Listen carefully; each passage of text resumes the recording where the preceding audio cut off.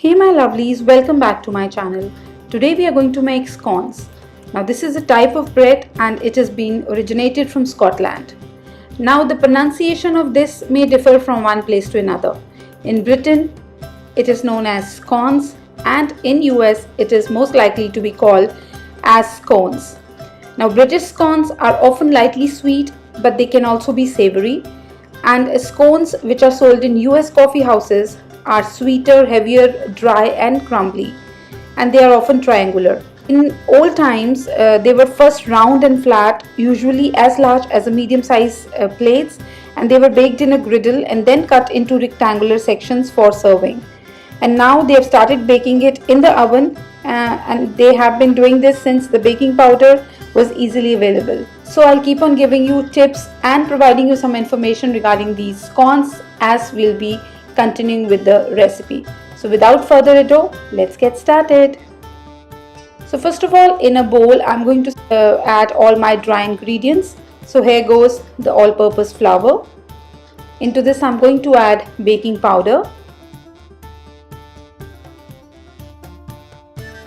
Here goes the baking soda.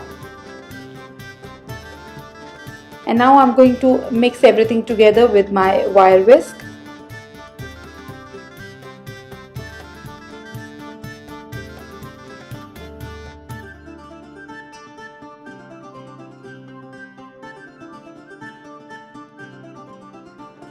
Okay, once this is mixed, I'm going to add in this some caster sugar and again going to whisk this.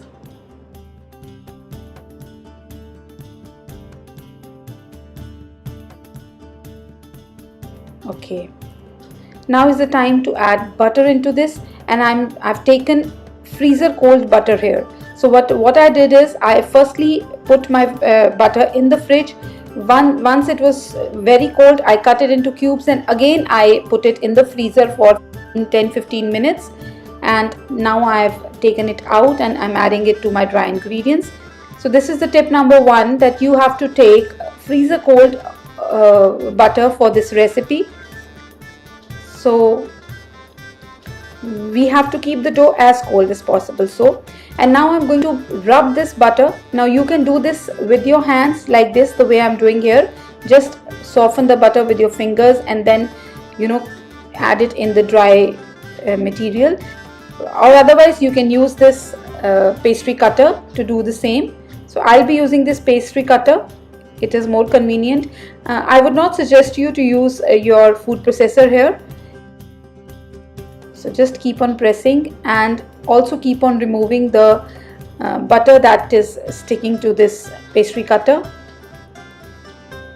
And if you are doing it with your hands, you have to rub the butter with the dry ingredients.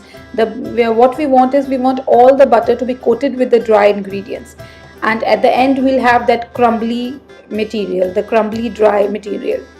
So just keep on doing this. It will take 3 to 4 minutes to get to the consistency that we want.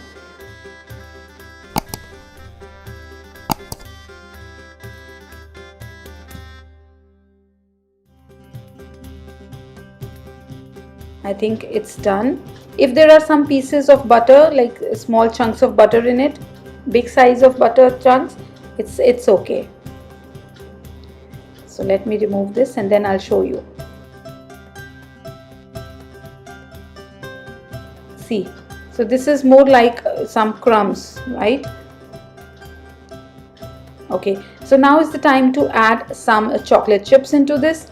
Now you can use any dark chocolate chips or milk chocolate, or white chocolate, and I'm also adding some dried cranberries. So this is totally optional. Whatever you want to add into this, you can do that. This is a basic recipe of scones.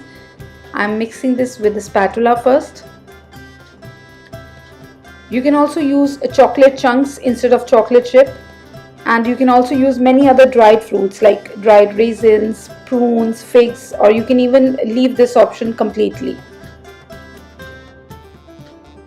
Why I like this is because they sometimes make a very tasty breakfast also. If you don't feel like making anything, just have a cup of coffee with a scone or a half of a scone and you're done. these dried cranberries pair nicely with the dark chocolate chips. So I would recommend these two together. Okay, so now I'm going to add some wet ingredients into this. Yes, I'm using buttermilk into it along with some vanilla extract, and I've not added all of the buttermilk. I've added more than half, like 3/4 of what I have with me right now, and once I'll mix it, I'll see whether we need more or not. So first I'll just mix it with the spatula. With light hands you have to mix this.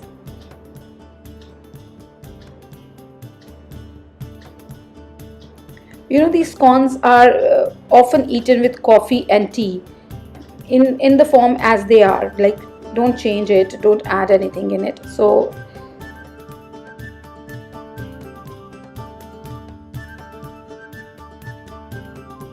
now I'm using my hand to just collect all this together in a round shape. Now you don't have to knead the batter, you just have to bring it all together. And now I'm going to sift this on wooden tray. I'm going to sprinkle some all-purpose flour on this. Once the tray is dusted with the flour, I'm going to put this batter on it. And now I'm going to pat the dough into a 7-inch round, that is approximately 18 centimeter.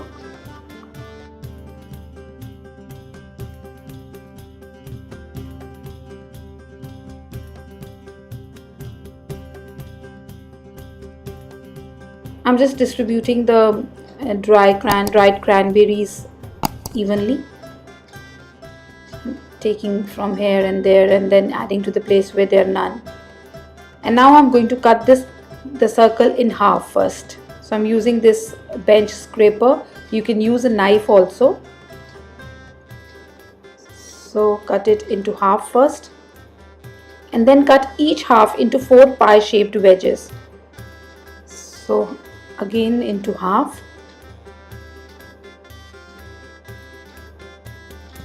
and again into half. Now this way we'll have 4 on each side, so in total we'll have 8 scones with this batter.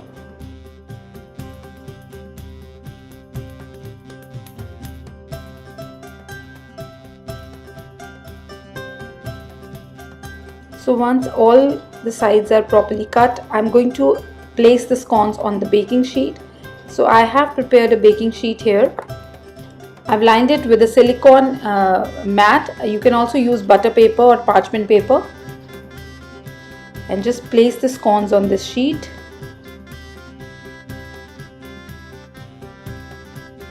There is no rule of placing it. Place it in whatever way you feel like.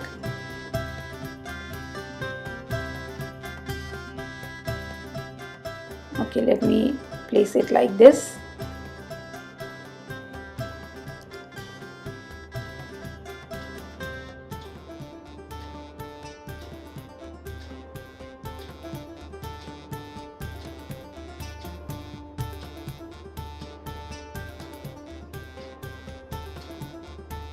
So once this is placed, I'm going to brush the tops of the scones with a little milk or cream.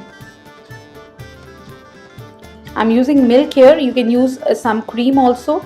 Now this is done just to get that, you know, beautiful golden brown color on top of your scones. This is going to bring that color really well. So now I've already preheated my oven at 200 degrees Celsius, that is 400 degrees Fahrenheit. And now I'm going to place the tray in the oven for baking, and I'm going to bake this for about 20 to 22 minutes or until this is golden brown. I just check it with the color. Once the color is there, I'll take it out. Otherwise you can also check with a toothpick. Just insert the toothpick in the center of the scone and it will come out clean. And so what I do is, in between halfway, I turn the side of my tray. So into the oven for 20-22 minutes.